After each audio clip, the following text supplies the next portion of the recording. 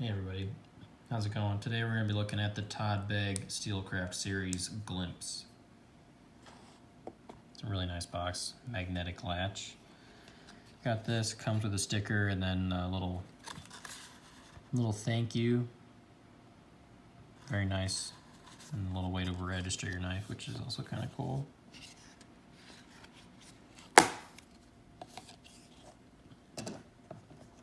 So, let's see where we start. This is G10 scales with a carbon fiber inlay, and this is probably stainless steel on the back here, maybe titanium.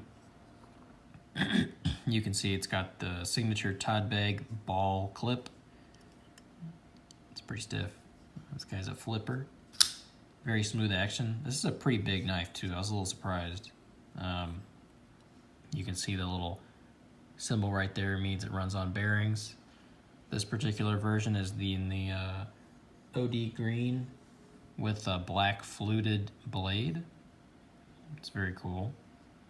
One other thing I noticed about this blade that I thought was very cool is how it's rounded.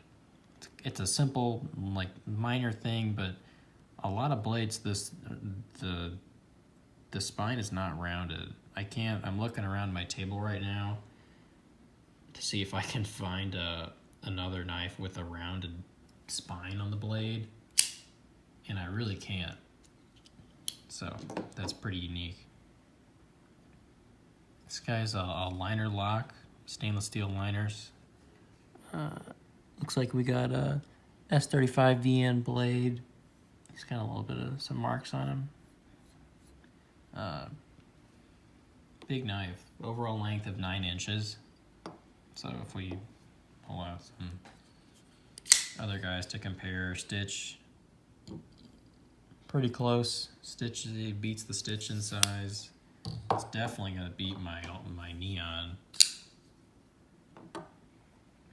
Yeah, dwarfs the Neon.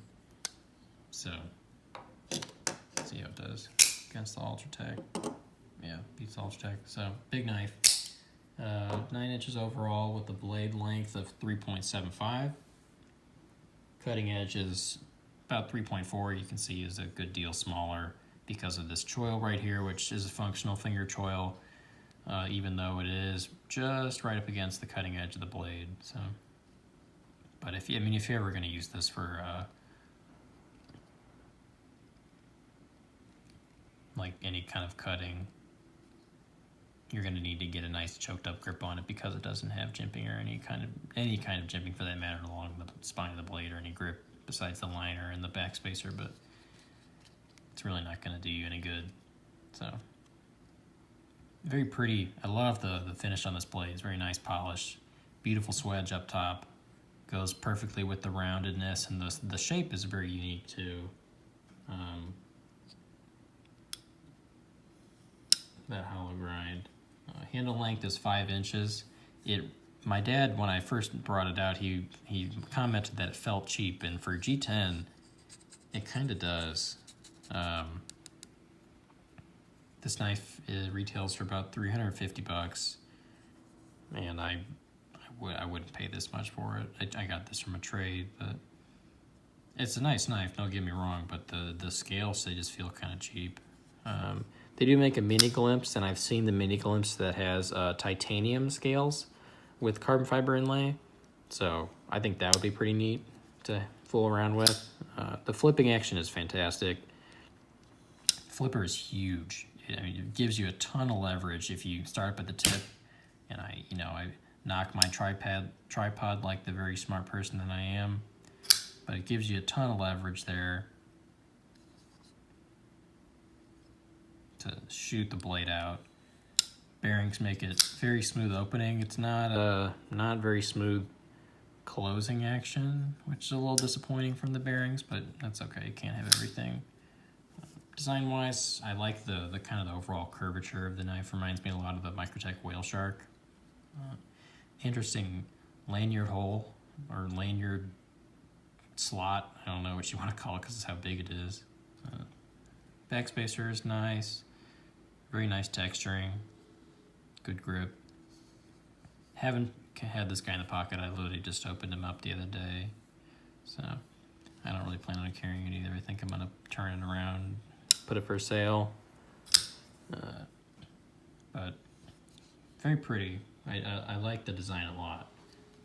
Weighs about 5.5 ounces, with the handle length, or excuse me, the handle thickness being almost 3/4 of an inch. So not only is it a long knife, but it's thick too. So I love the packaging. I love the packaging. Very nice touch. I have wanted to get my hands on a Todd Begg, and now that I have, I am good. At least with this version. I have never played with a Bodega, which is kind of his signature knife. He also makes the Field Marshal and the Quaken or Quaken. I'm not really sure what the name on the other one is, but I do like the carbon fiber. It has a nice shine to it. It's not anything fancy. It's just a nice touch. Bumps the price up a good amount. I do like that it has the bearing symbol on there with Shirgorov's, the only other knife that I have that uses bearings, I think. They put their bearing symbol like inside the knife on one of the scales, so you can't really see it. But having it on the outside is a nice touch, but the flipper tab on the Shiros are not nearly as big enough to accommodate something like that. But yeah, $350, wouldn't pay for it. Glad I got it in a trade. Glad I got to own one. He makes custom knives. I've seen some of his custom knives, and they are gorgeous.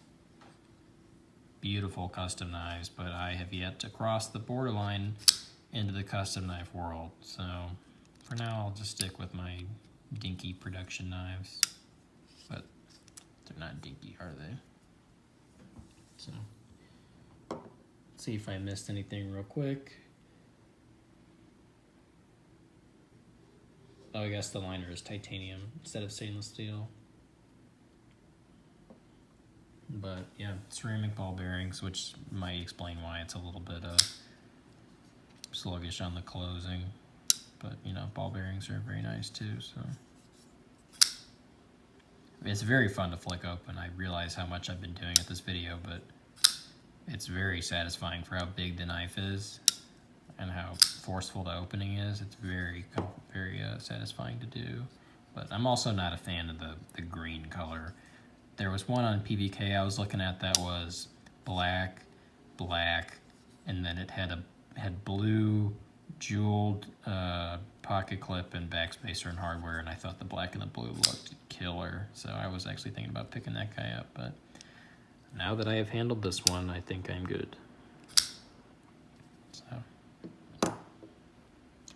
this has been the Todd Begg Glimpse.